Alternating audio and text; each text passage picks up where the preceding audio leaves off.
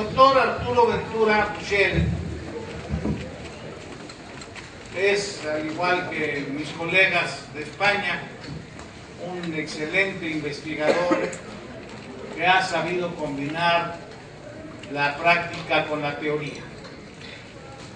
Se destaca como un brillante catedrático de la Universidad Complutense y ya nos ha hecho el favor en otras ocasiones de estar en México y en este mismo auditorio.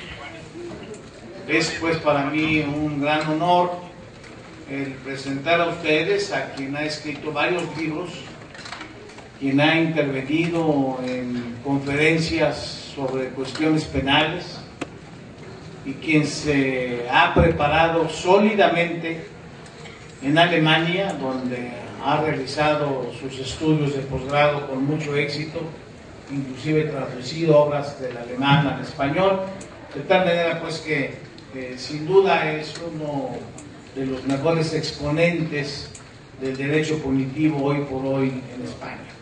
Le doy la bienvenida al doctor Arturo Ventura Puchel y seguramente todos ustedes también conmigo le vamos a dar un generoso aplauso que bien lo merece.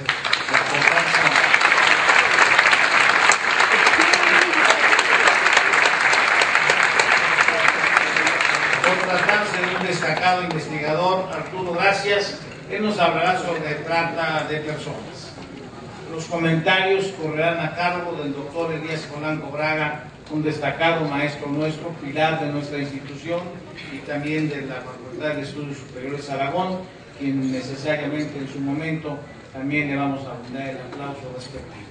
Por ahora le cedo el micrófono al maestro Arturo Ventura. Muchas gracias, Arturo. Hola, buenos días. Muchas gracias por recibirme en esta universidad que visito una vez y que resulta absolutamente satisfactorio por razones profesionales, pero también por razones sentimentales. Quiero agradecer naturalmente que a la Universidad Nacional de México la invitación a la Facultad de Derecho y singularmente por realizarlo en el doctor López de Tancún, que hubo una relación ya antigua de amistad y de cariño que siento como mutuo y por eso le estoy muy agradecido.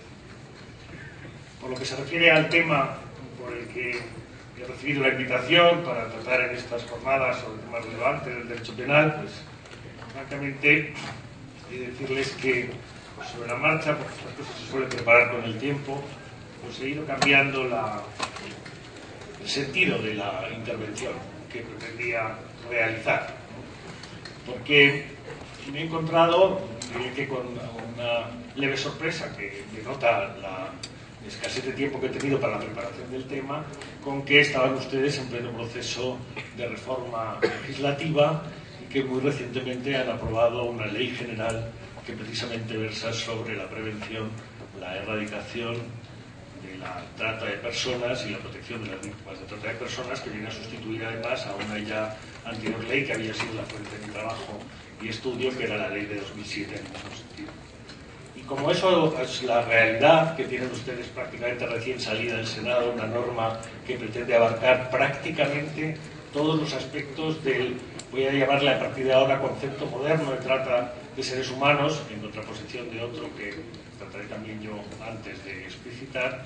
Bueno, pues me ha sugerido, dado que en Europa también tenemos una reciente directiva del año 2011 en materia de trata de personas, pues quizá tratar de buscar las razones para esta hiperactividad legislativa en materia de trata y ahondar quizá también no tanto en las estructuras técnicas de la incriminación del delito de trata de personas, sino más bien las razones de esta hiperactividad y ese interés renovado por la cuestión y por una realidad que, al decir de las Naciones Unidas, que es el organismo del que parten en realidad todas estas iniciativas grandes, pues implica, se dice en el mundo, a más de 12 millones de personas.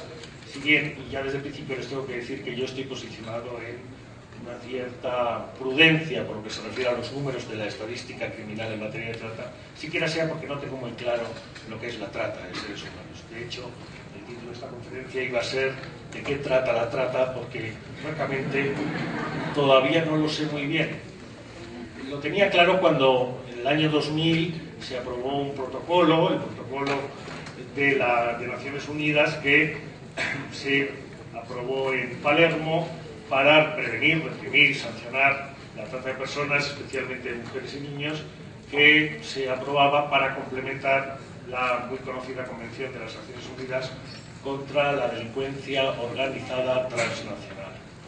Y por la propia razón de ser un protocolo adherido a esa convención, bueno, pues ubicaba el problema de la trata precisamente en ese contexto, en el de la delincuencia organizada y transnacional, y eso permitía, bueno, pues tener, digamos que, asideros específicos para tratar de definir el problema, el fenómeno de la trata de personas o la trata de seres humanos. Pero lo cierto y verdad es que desde ese año 2000, en que se aprobaba el protocolo, que luego entró en vigor en el año 2003 hasta la fecha, la reciente aprobación por parte del Senado de México de la Ley General a la que he aludido antes, pues permiten decir, creo que con toda tranquilidad, que lo que era trata de seres humanos pues se entendía por tal en el sentido jurídico penal del término, y lo que ahora se entiende por trata de seres humanos son dos cosas distintas. El concepto es poliédrico, es amplio, a día de hoy es casi inabarcable y casi pone en relación derecho penal y trata de personas, no sé cómo decirlo. Lo veremos después cuando tratemos de ver los bienes jurídicos que se solían proteger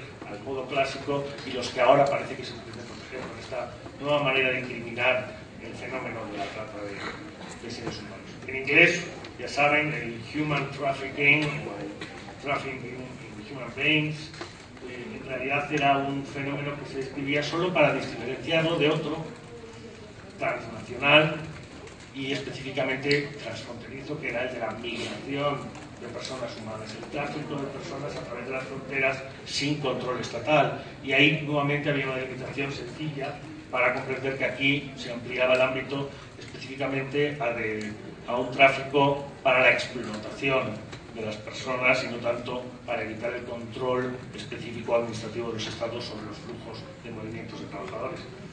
Pero yo pienso, y ya voy a ir anticipando mis conclusiones sobre el análisis realizado de esta renovada actividad legislativa en México, en Francia, en Italia, en Estados Unidos, en Alemania, en España. Reformamos el Código Penal en el año 2010 para incorporar específicamente el delito de tráfico de seres humanos, que entonces se acomodaba al protocolo de Palermo que he citado. Pues tiene mucho que ver con cuestiones que no son tan específicamente aquellas vinculadas a la realidad de una delincuencia de explotación de personas, que me parece un tema muy antiguo y que es una preocupación constante de las jurisdicciones estatales, lo veremos ahora, sino más bien a un problema de mala conciencia, de pudor de los países ricos, que son los que normalmente reciben a las víctimas de la trata para esas actividades de explotación a las que también me referiré, porque todavía ya les he dicho que ni siquiera nos hemos aproximado a qué es esto de la trata de seres humanos desde el punto de vista jurídico penal. Las Naciones Unidas, que tienen también sus propias reglas de equilibrios, lo introducen o lo tapan todo bajo el prisma muy loable y por otra parte real de la propia existencia de las Naciones Unidas y de su oficina para la prevención y lucha contra el delito y la droga, contra la droga y el delito, ¿no es cierto? Ya veremos después si hay una asociación también entre narcotráfico y trata de personas. Pues lo tapa o lo argumenta todo alrededor de la necesidad de la protección de los derechos humanos de las víctimas, en este caso de las víctimas de trata. Y sobre ese trend, sobre ese específico interés de que no se vean afectados o que los estados participen activamente en políticas que eviten la lesión de los derechos humanos de las víctimas de trata, es por el que toma las iniciativas y convoca a los estados para firmar, ratificar y en su caso implementar en sus códigos penales pues figuras delictivas como de las que estamos hablando hoy.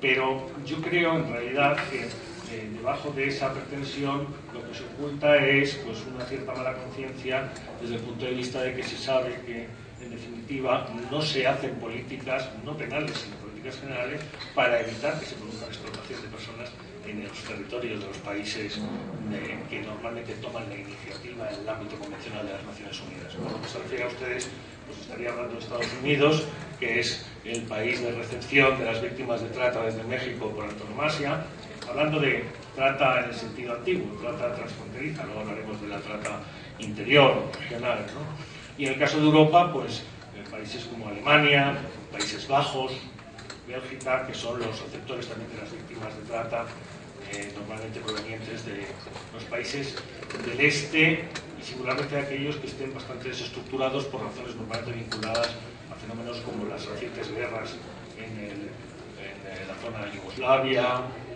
los desórdenes y falta de control estatal en países como Albania, la propia desestructuración de un país como Rusia.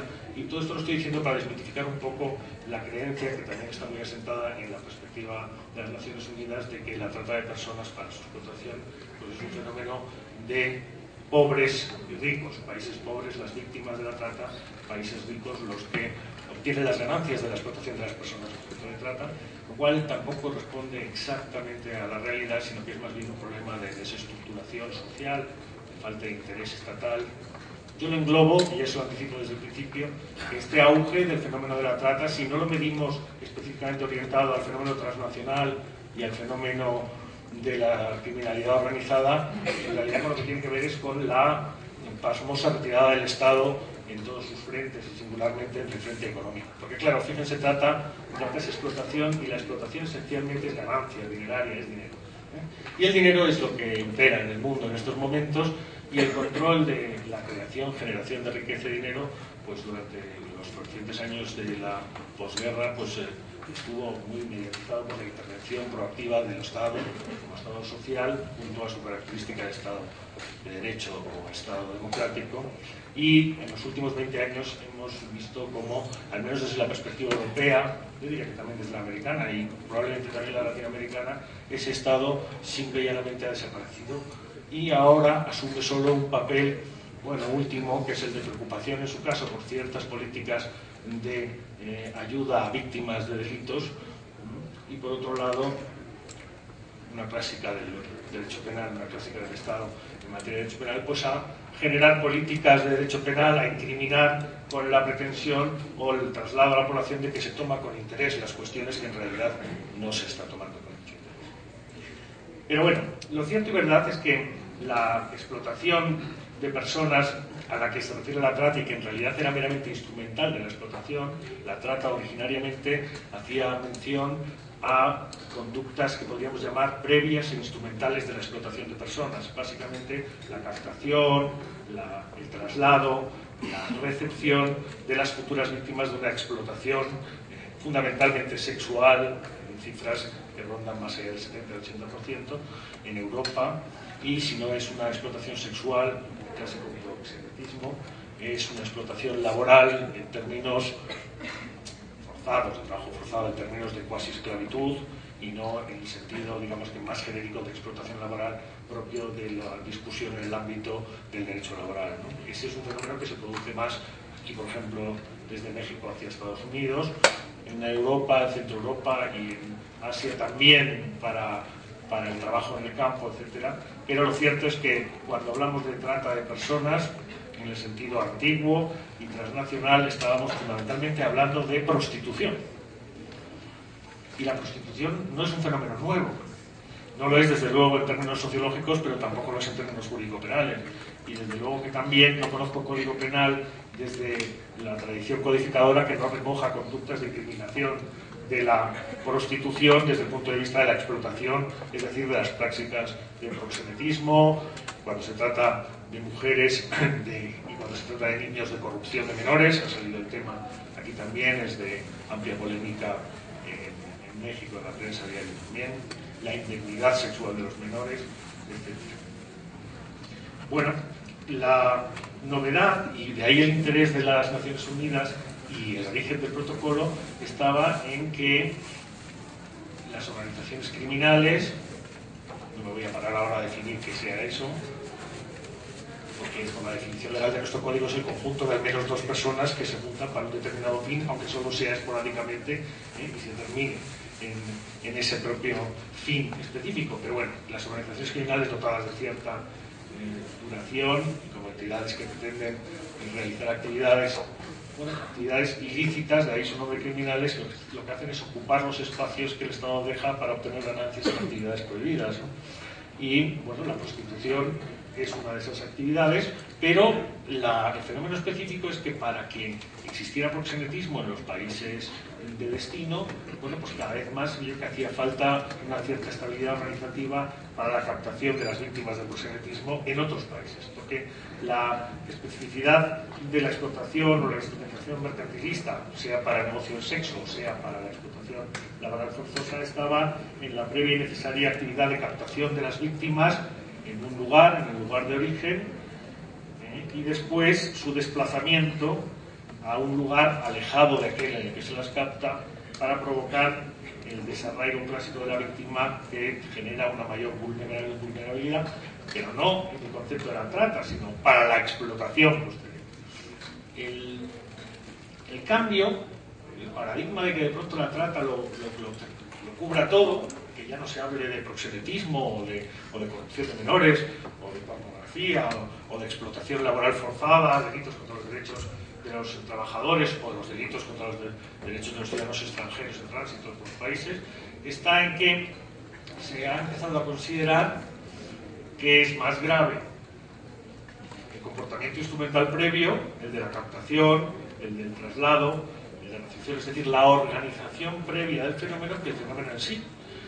Y eso lo determinaron incluso las altas penas previstas en los primeros tipos de trata de seres humanos, que para estas conductas, que digo que en realidad no son sino de preparación, imperfectas o incluso preejecutivas de delitos de explotación, pues empezaron a preverse penas idénticas o superiores a las de la propia explotación de las personas.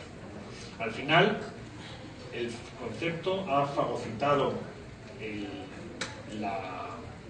fin y ahora trata, creo yo, ya nadie lo utiliza en el sentido simplemente de estos actos previos de captación o transporte, sino para hablar del fenómeno de la explotación en sí. Y claro, explotación de personas por personas hay mucho tipo. En las personas, en el mundo de las personas buenas, personas malas, pues es una evidencia estúpida y que las va a seguir habiendo. Y que unos explotan a otros y que con eso se cargan su dignidad, bueno, pues dependerá en qué sentido las exploten, pero también es una evidencia. Precisamente las Naciones Unidas yo creo que tomó la rienda en el sentido de la política de los derechos humanos que les he dicho y llevó a estas reformas legislativas apelando a eso, a la dignidad. Es decir, que de pronto el bien jurídico al que hacíamos referencia no era tanto las posibles libertades que se ven truncadas por la explotación de personas en los diversos ámbitos en los que éstas se producen, sino la cosificación de las personas cuando desde el principio se las capta para orientarlas a ser explotadas. De manera que pasó a ocupar espacio la trata de personas como delito en el ámbito próximo al ámbito de los delitos de trato degradante, de trato inhumano, es decir, los delitos que atentan directamente contra la dignidad. Y así está ubicado, por ejemplo, en nuestro código, el artículo 177 bis, justo después de los delitos de torturas y antes los delitos contra la libertad sexual.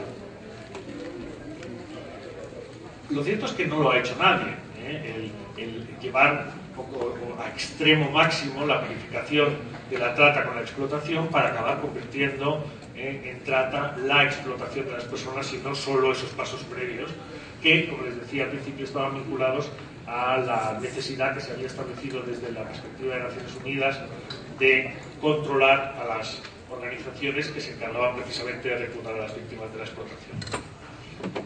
No sería justo hablar todo el rato de Naciones Unidas, sino hacerlo del ámbito también específicamente iberoamericano, porque la actividad convencional también ha sido muy fuerte aquí. Si no, no se habrían dado estas reformas legislativas de las que hemos hablado, que se han producido en México, pero también en otros países. Les hablo de la reunión de las autoridades nacionales en materia de trata de personas del 27 de marzo de 2009, o les hablo también de las recientísimas conferencias de ministros de justicia de los países iberoamericanos, la conocida como la CONFLICT, cuyos representantes se han reunido ni más o menos que en Managua, me parece que ha sido en junio de este año, precisamente para realizar recomendaciones de modificaciones legales en los países, en los códigos penales de todos los países del sector. Pero donde está la singularidad quizá de la reforma habida en México, y que es el motivo por el que quiero incidir específicamente en esa ley, no sé si para hacer una crítica respecto a su incapacidad después para tratar de luchar contra el fenómeno, pero en todo caso sí por su valentía de afrontarlo de manera diversa, como se ha hecho en otros países, está precisamente en que se ha convertido en una manera de legislar absolutamente transversal. Se toma el concepto de utilización de personas para su explotación, se abarca cualquier conducta desde el comienzo, desde que se capta a una persona para utilizarla para ser explotada hasta que es explotada, y todo ese fenómeno que puede suponer multiplicidad de delitos de diversa naturaleza e índole, como veremos dentro de un momento, bueno, pues se considera trata y se constituye en el objeto de una ley general. Así ha sucedido en este país, de manera que, como consecuencia de la ley general aprobada en junio de 2012, se modifica el Código Penal Federal. Yo creo que también los restantes códigos penales de las 32 entidades gubernativas, como consecuencia de la aprobación de la ley, se derogan veintitantos delitos de los códigos penales y se aprueban nuevas tipicidades para todos ellos bajo la etiqueta de la trata, donde en realidad la vieja trata, entendida como el fenómeno de la captación transfronteriza, pasa a ser solo el primer paso de todos los delitos de explotación derivados de esa necesaria trata primera, y eso es valiente desde un punto de vista,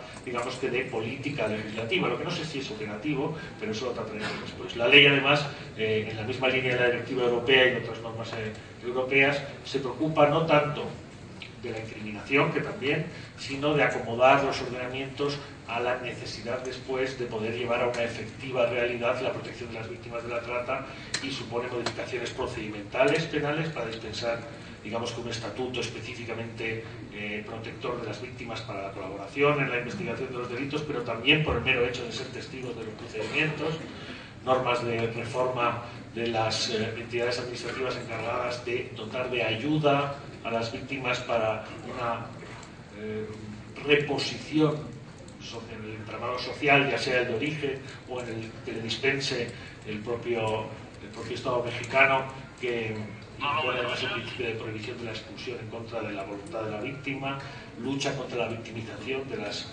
víctimas, esa revictimización de la que se habla, tanto que normalmente también cometen delitos las víctimas de trata. En fin, es una norma con una infinidad de frentes que resultaría inabarcable comentar de la escasa duración de la intervención de 45 minutos como la que tengo prevista en este foro. Pero sí resulta en todo caso llamativo y debe ser destacado que probablemente México, que siempre está muy involucrado, al menos desde el punto de vista institucional, con la prevención y la lucha contra la trata de personas, bueno, pues ha tomado la delantera a todos los demás estados.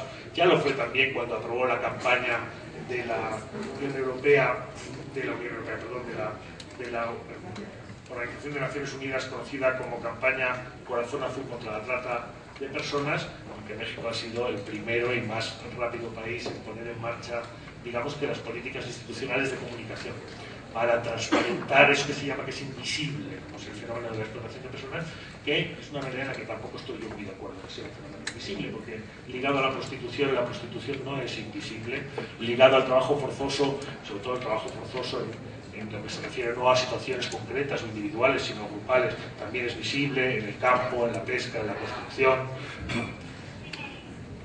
El fenómeno adherido más novedoso es el hecho que la trata es expansiva, va absorbiendo espacios de incriminación y realidades delincuenciales, como es el del tráfico de órganos y tejidos humanos, que va asociado a la definición de la trata original, también se ha incorporado en esta ley.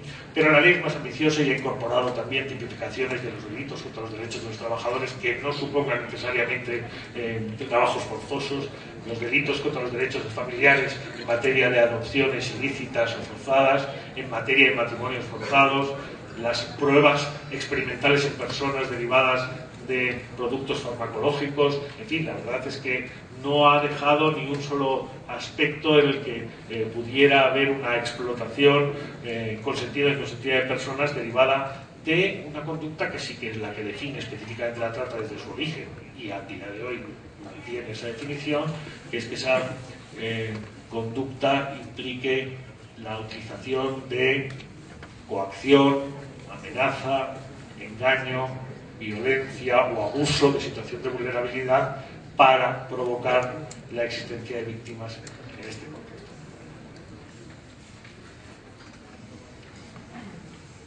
qué aspectos del FOCRES en materia de trata de personas se han juntado para generar esta amalgama de algo que ya se ha convertido en transversal. De hecho, en la discusión, que supongo que ustedes habrán oído hablar de ella, a propósito de si en materia de incriminación penal debemos optar por la codificación clásica y reunir todos los delitos en un código, o para aprobar leyes especiales que aborden desde todos los prismas, no solo el jurídico penal, las cuestiones, pues por ejemplo este es uno de esos ámbitos en el que se ha optado, al menos desde la perspectiva mexicana, por una ley especial, general, abarcadora de todo el fenómeno, sacando del ámbito del Código Penal la regulación final del tema.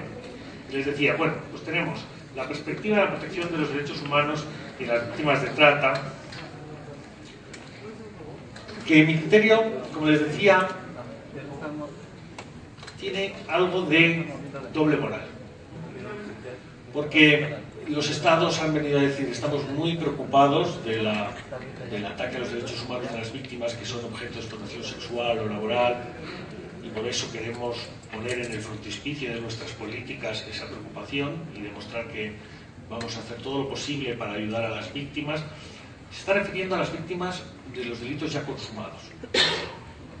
Luego habría que hablar de las potenciales víctimas de esos delitos y de las políticas de prevención para evitar la situación, ya sea de los pasos previos, la captación, como después de la explotación, que sobre eso casi siempre todo suele quedar en grandes afirmaciones de principios. Haremos inversiones en educación, haremos inversiones en cultura, haremos inversiones en políticas sanitarias, pero lo que no se hace es implementar esas políticas activamente, que es un problema, naturalmente, que de otro lado, que a mí se me escapa como penalista.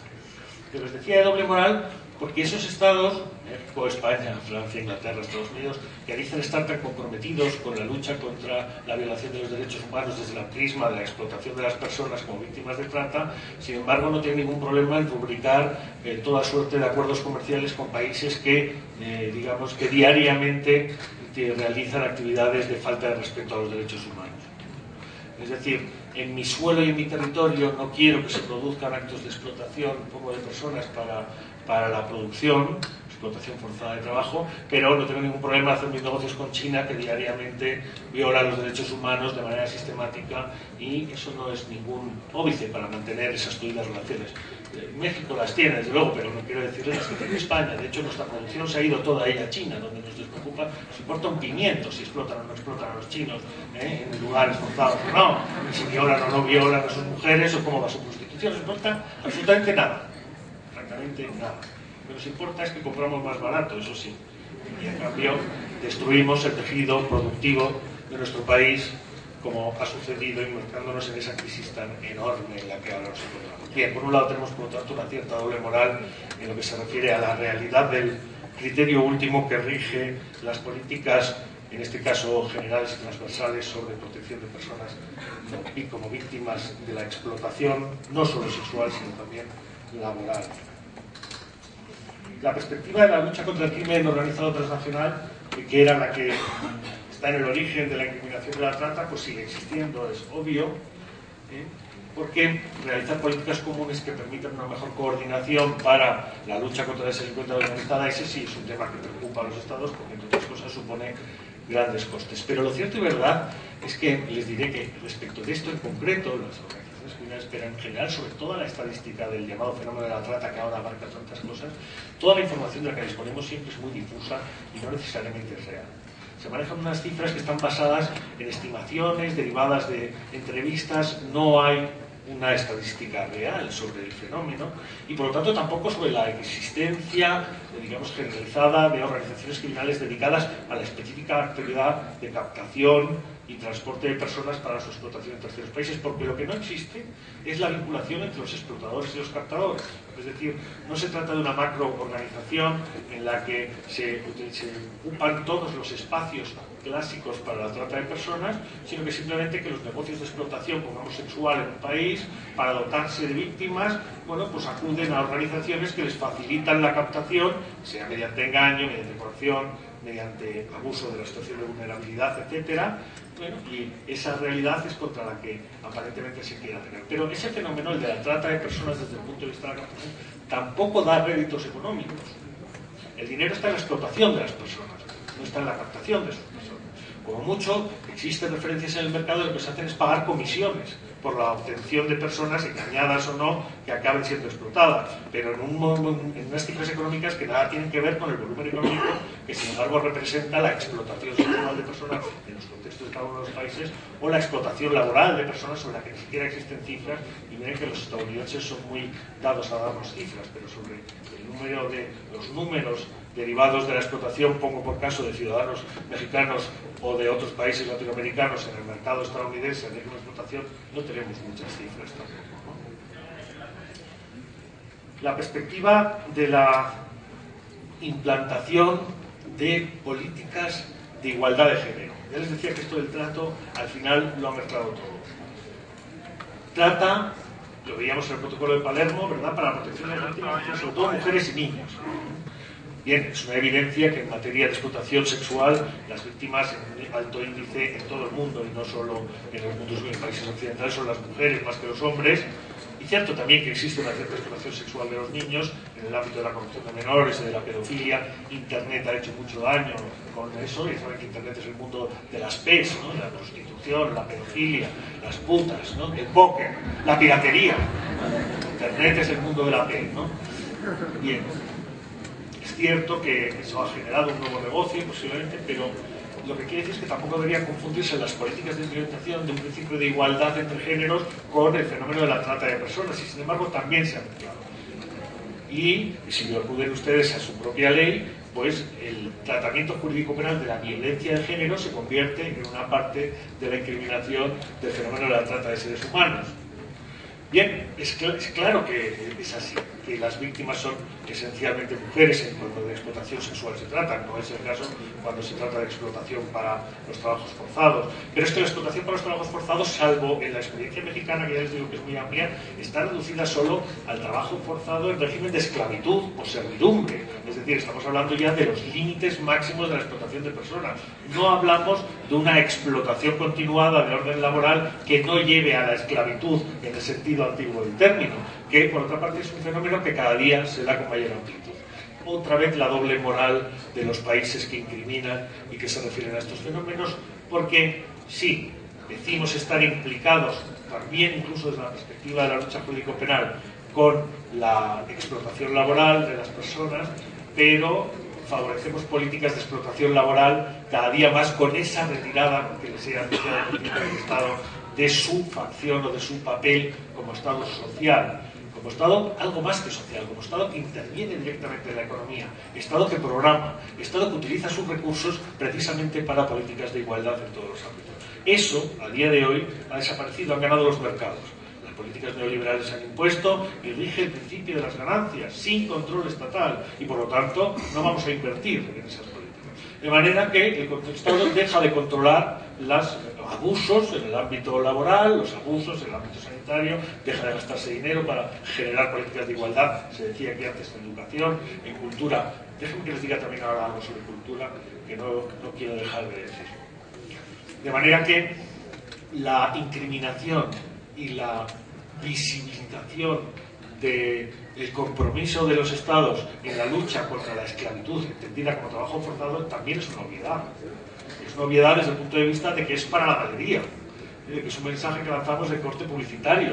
Lo que tenemos que poner son inspectores de trabajo, a ir a los centros de trabajo a ver qué es lo que está pasando. No negociar con países donde sabemos que eso es una práctica habitual y que consideramos que es precisamente algo que no debe suceder. Es decir, debemos reorganizar nuestro propio planteamiento moral en el ámbito del comercio mundial si de verdad que decimos estar comprometidos con políticas activas de no explotación laboral. Porque lo que hay en el mundo es explotación laboral y se fomenta la explotación laboral. Lo que no se fomenta, claro, es llevarla a términos de esclavitud, como recoge el Tratado de Palermo y después las incriminaciones específicas en materia penal. Pero es que ¿desde cuándo el derecho penal ha sido la manera de luchar contra la desigualdad en el mundo?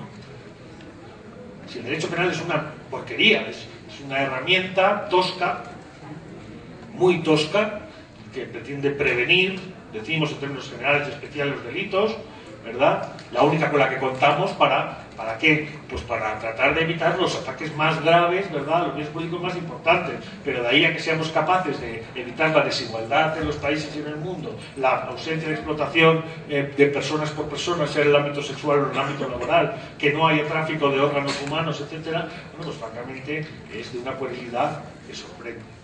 Pues a eso es a lo que ha quedado el Estado relegado, a decir, no, yo me comprometo, he aquí mi tipo penal. Pase por aquí que yo lo tengo. No hay problema. Si se rasca un poco, no hay nada más. Porque fenómeno transnacional y mundial, que nos indigna a todos, yo siempre lo he asociado, por ejemplo, a implementación del principio de justicia universal en materia jurisdiccional de los países. Oiga, si usted de verdad cree que esto nos daña a todos como seres humanos, pues permita a partir de ese momento que usted, en cuanto tenga noticias de que en cualquier lugar del mundo, con cualquier ciudadano del mundo, se esté produciendo la explotación que denominamos trata, encárguese usted de enjuiciarlo y condenarlo. No, eso solo lo vamos a hacer si mi país, esto vale para México y para España, es país de origen, país de tránsito o país de destino de la trata de personas. Si no, a mí no me miren. Y no tengo nada que ver con esto. Dice, no, pues entonces ahora vamos a demostrar que estamos muy implicados porque vamos a hacer una política de protección de las víctimas que prácticamente queremos que se asemeje a la política de refugiados, a la política de asilados incluso, ¿no? Y por lo tanto, que dado que formamos parte del entramado porque somos los explotadores, por lo menos le vamos a dar la oportunidad que no ha tenido a la víctima del delito para que permanezca en nuestro país y pueda tener otra oportunidad de desenvolvimiento y la desagraviamos, ¿no?, por la circunstancia de haber sido víctima de autores que pueden o no ser de nuestra nacionalidad. Cuando se trataba de la trata antigua no lo eran, porque a nosotros nos traían las prostitutas, los albano-kosovares y los serbios, los búlgaros, prostitutas extranjeras me refiero, que sean explotadas, no a las que realizan voluntariamente la actividad de la prostitución, sin explotación, ¿verdad? Pero nosotros no tenemos prostitutas, ni exportamos prostitutas. No gustan las españolas para la explotación sexual. No pretendo tratar el tema a la ligera, se dirá que entonces sucede, y volvemos al tema de origen, que el nivel cultural, formativo, económico, social de determinadas sociedades, por ejemplo la española, impone que ya no se produzca el fenómeno de la trata sexual o de la explotación sexual. Es mentira. Y vuelvo al tema cultural que les decía. Se dice, necesitamos, visto desde la perspectiva de los países de donde se captan las víctimas de la explotación, necesitamos más educación, más cultura, más inversión para una mejor formación, porque lo que se explota es el desconocimiento, la debilidad, la falta de formación y de posicionamiento social. Bueno, ¿y por qué no miramos un momento a los lugares de destino? La elevada cultura de los Países Bajos genera una población que se dedica a explotar a las prostitutas y a los trabajadores de otros países. ¿No tendrán que dar ellos una vuelta a su sistema educativo, volver a invertir y repensar qué cojones están haciendo? Lo digo también por los españoles, ¿verdad? Porque efectivamente, vamos a ver, el fenómeno es viejo cuando se trata de explotación sexual.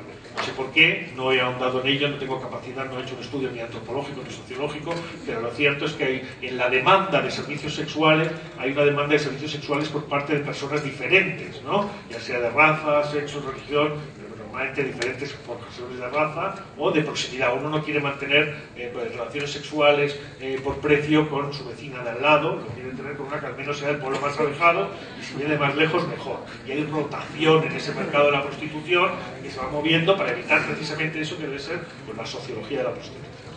Bueno, ¿creen ustedes que nosotros hemos dado amparo y refugio a las víctimas de trata en el sentido de nuestro delito de trata, que es el viejo modelo referido solo a la trata transnacional relacionada con organización criminal? Pues no, las expulsamos exactamente igual. Ni aplicamos el periodo de 30 días de reflexión para que piensen si quieren irse o no quieren irse. No, les damos el tratamiento de refugiado, Dios, como refugiado. Si son delincuentes también, porque normalmente, y además el victimario acaba colaborando delictivamente con la organización o la trama que le explota, que es española, no estoy hablando de los fenómenos de captación. Europa es una fortaleza. La vieja Europa, que se ha mirado siempre el ombligo y que ha hecho lo que ha hecho, bueno, pues es una fortaleza también aquí. El Estatuto de Ciudadano Europeo no se lo vamos a dar a cualquiera. Y aunque decimos en nuestros tratados que sí, y regulamos en nuestras normas, nosotros no en una ley general, sino en nuestras normas de extranjería, reglas específicas para dispensar de atención a las víctimas de trata, ya sea de trata de explotación sexual o trata laboral, lo cierto y verdad es que después lo que aplicamos es directamente el principio de la expulsión, y si tiene la fortuna la persona tratada de que un abogado dedicado desde una ONG a la atención de las víctimas toma de verdad conciencia y el control de la situación, pues a lo mejor lo que conseguimos es que solo sea 6 meses después cuando la expulsemos.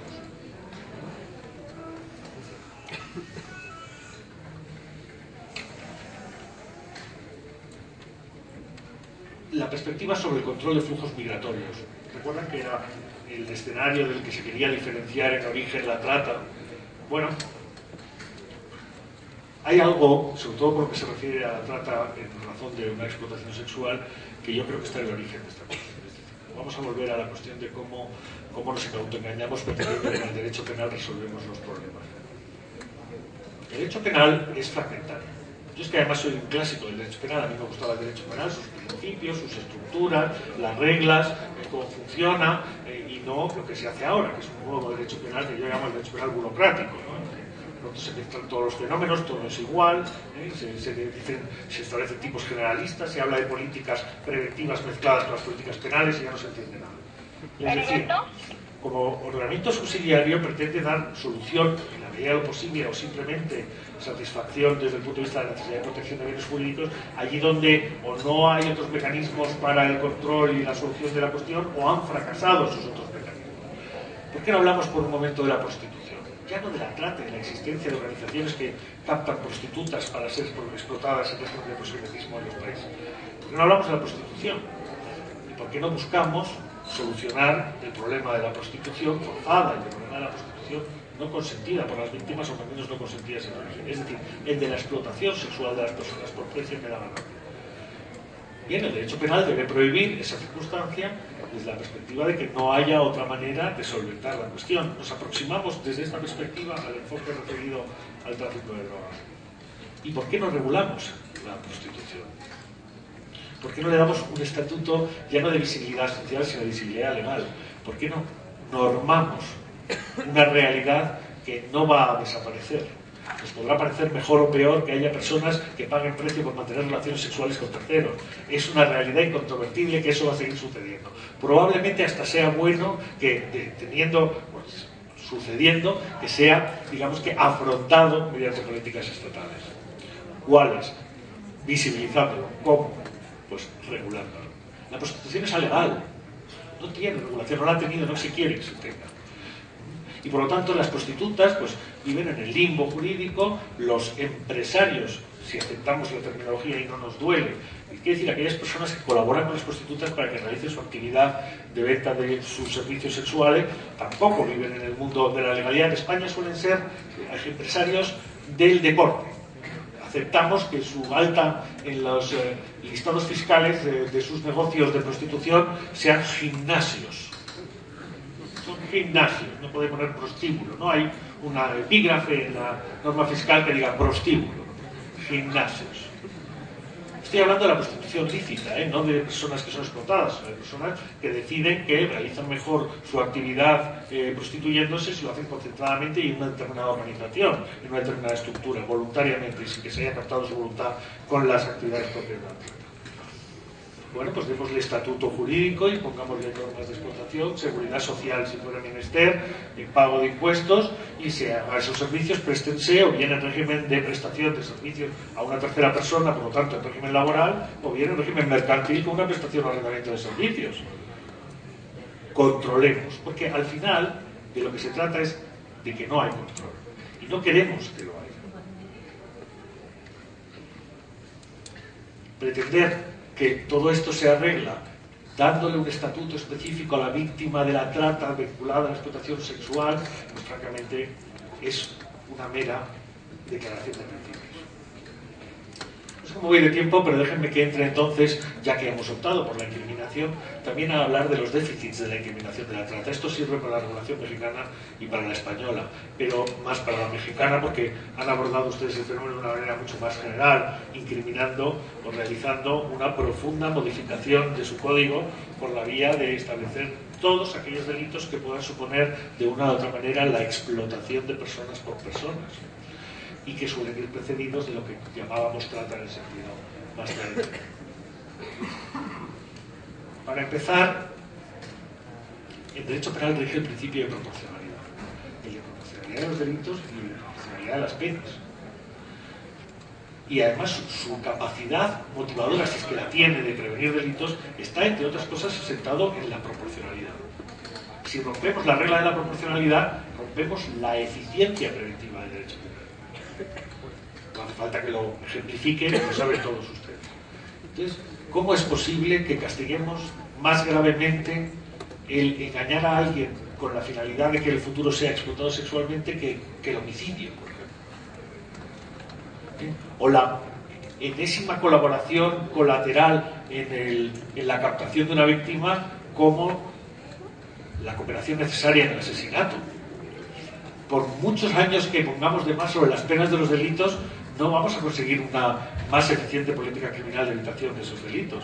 Si repasan ustedes sus tipos penales, pero les digo que también sirve para el nuestro, se prevén penas de 27, de 30, de 40, ahora con el feminicidio, que ciertamente no es específicamente objeto de la reforma de la trata, pero sí del propio decreto de reforma de la otra ley que se aprobó el mismo día, una pena de 40, 60 años si se mata a una mujer. Bueno, pues esto no funciona así. No dejarán de matarse mujeres porque la pena en vez de 30 sea 40. Por otra parte, tenemos unas estructuras que nos permiten diferenciar en qué medida cada uno participa en la realización de conductas delictivas, ya sea desde el punto de vista de la participación objetiva en el hecho, ya sea desde el punto de vista de su participación subjetiva. No es lo mismo ser el autor de un delito consumado que ser el partícipe de un delito intentado. No es lo mismo realizar un acto preejecutivo punible que no realizar nada. No es lo mismo colaborar tangencialmente en los beneficios que haberse puesto de acuerdo en la organización de un entramado delictivo. Pero el nuevo derecho penal lo acepta todo, con esas fórmulas que en España llamamos promover, favorecer o de cualquier otro modo facilitar, y con eso ya hemos comprendido prácticamente cualquier cadena de favorecimiento de una conducta delictiva. A todo eso lo castigamos con la misma pena. Ustedes en México además establecen normas procedimentales que para un español en principio resultan difícilmente digeribles por falta de tradición y conocimiento, no con otra razón, y por ejemplo imponen la prisión preventiva en la persecución de esos delitos, sean o no después que se establezca o no que han sido cometidos realmente. La pérdida de los derechos penitenciarios de los autores para el caso de condenas. Bueno, a mí me parece que todo eso es huida hacia el derecho penal.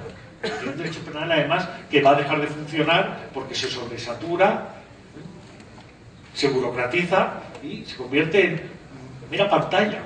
Es prácticamente publicidad frente a la población. Tenemos un derecho penal virguero, buenísimo, durísimo.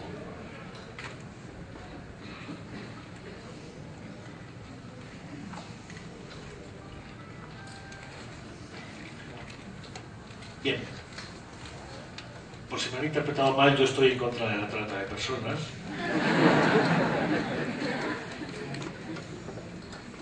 Sea esta entendida como la actividad instrumental de captación, transporte y recepción de personas para su explotación de cualquier índole, o más generalmente como la propia explotación de personas por personas.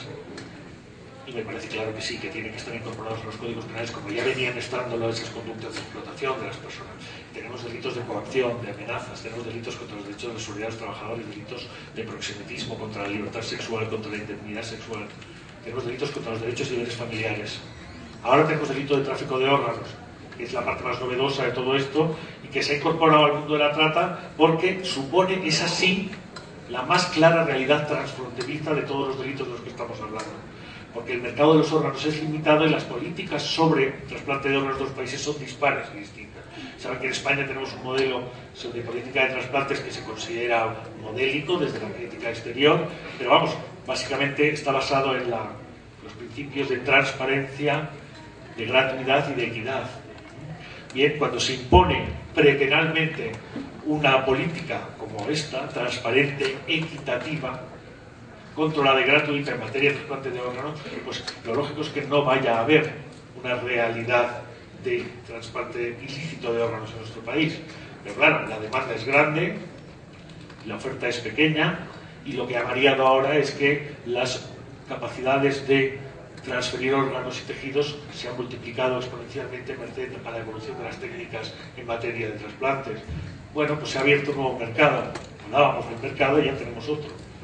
Por lo tanto, y desde esa perspectiva, y en tanto que aquí los viajes van a ser distintos, las víctimas no van a ser desplazadas a otro lugar, sino que es posible que los propios autores se desplacen al lugar de las víctimas para recibir los órganos que necesitan, o que se hagan estados transitorios, o que sea más laxo a la hora de permitir realizarlo.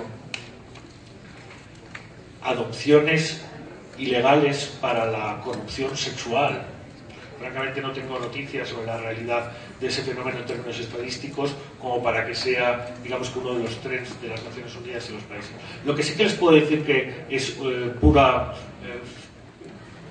demagogia es el llamado fenómeno de la trata para el trasplante de órganos en niños. Existe la creencia de que en el mundo, sobre todo en el mundo menos desarrollado o en el mundo más desestructurado, bueno, pues a diario se producen raptos o secuestros de niños para extraerles los órganos con destino a otras personas muy ricas que los necesitan. No, yo no he conocido ni una sola referencia oficial de la realidad de ese fenómeno en ninguno de los países en los que se dice que sucede. Añadidamente sería poco probable porque un órgano infantil no tiene futuro en una persona humana adulta. Como mucho lo puede tener en otra persona de las mismas características y edad que el donante. De manera que, ¿saben? La confusión se ha impuesto en todo este mundo de la trata también, y a estas alturas resulta muy complejo abordarlo desde el punto de vista de la realidad.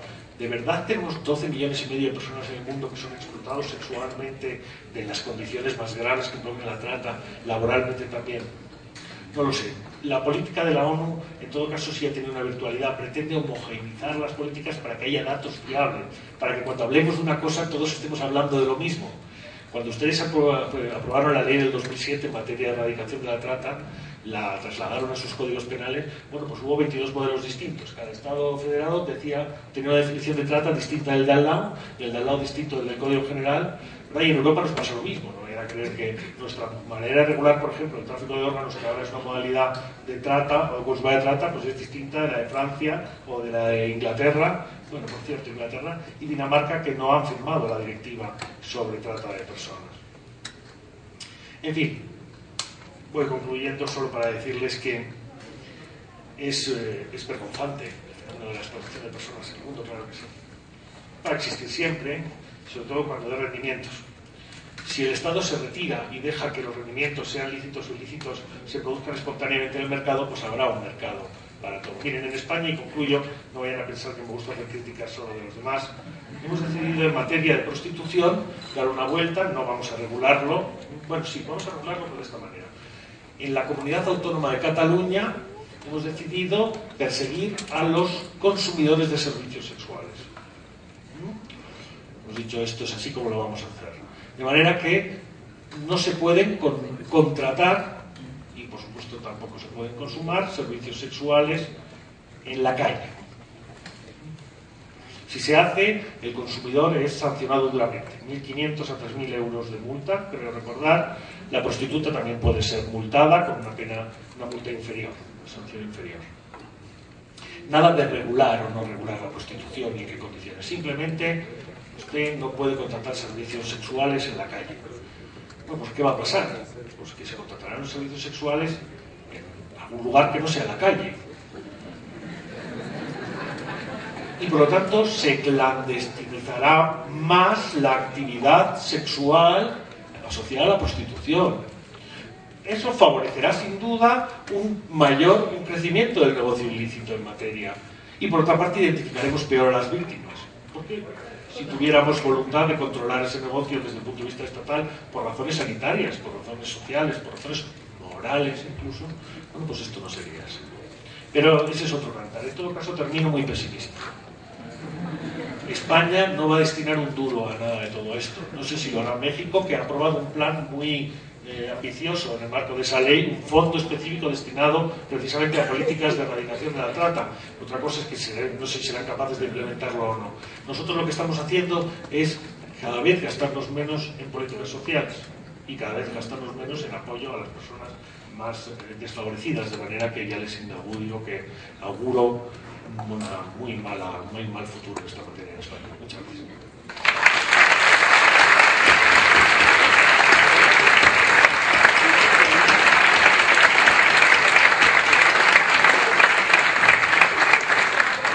Bien, pues muchas gracias, doctor Arturo Ventura.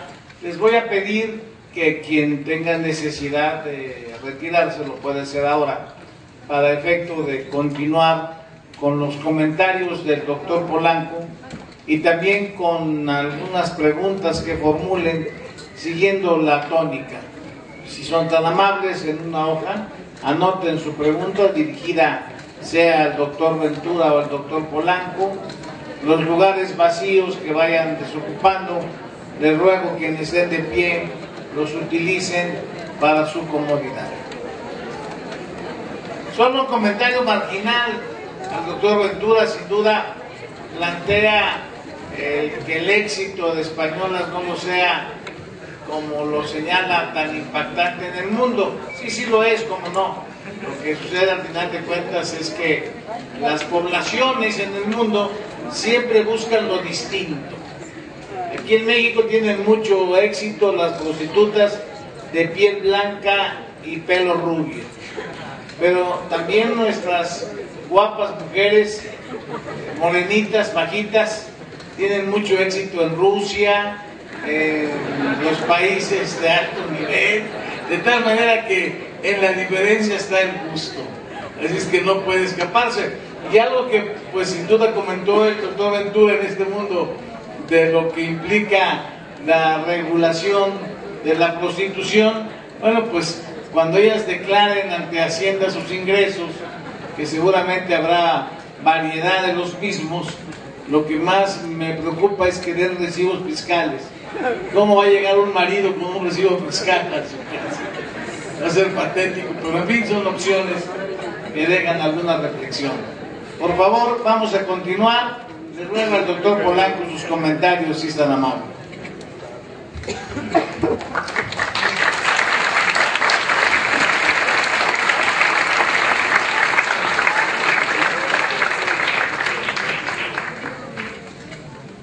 Muy buenas tardes, bienvenidos, ya se les ha dicho, pero veo que tienen aguante, todavía están aquí. El doctor Arturo Ventura nos ha hablado respecto a la trata de personas. Ha tocado varias aristas muy importantes basándose en el Convenio de Palermo. Y entre otras cosas nos ha establecido que uno de los aspectos principales de esta trata de personas va encaminado a la actividad sexual.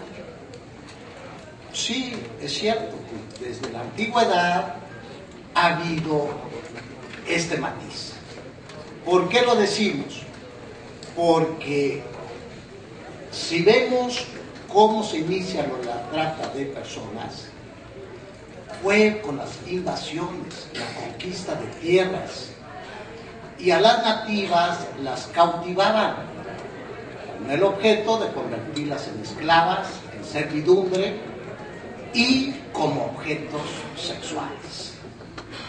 También nos ilustra la leyenda de Roma respecto al rapto de las Sabinas, en el que los romanos, ante la carencia de mujeres, Rómulo establece los juegos deportivos. Al llegar los sabinos con sus mujeres y niños, son raptadas y las obligan a ser sus mujeres. Y echan o corren a los sabinos. Una vez que ya se retiran, se organizan para invadir Roma. Pero las mujeres interfieren para que no se acaben entre ellos. Ante esto, ¿qué se logró? Una suculenta cena y formaron un gobierno común. Pero estaba la mujer de por medio, el rapto de las Sabinas. En México, ¿qué podemos decir con esto de trata de personas? Al poco tiempo de la conquista de México y todo Iberoamérica, se comienza a la trata de negros. Explotamos a los negros para trabajar en todo lo que era trabajo duro, pesado, las minas, la agricultura, porque los compararon con el indígena que era débil humanamente. Y se estableció, y llegaron a ponerle precio. La venta de los negros en América fue de la siguiente manera: 120 ducados a los de Nueva España,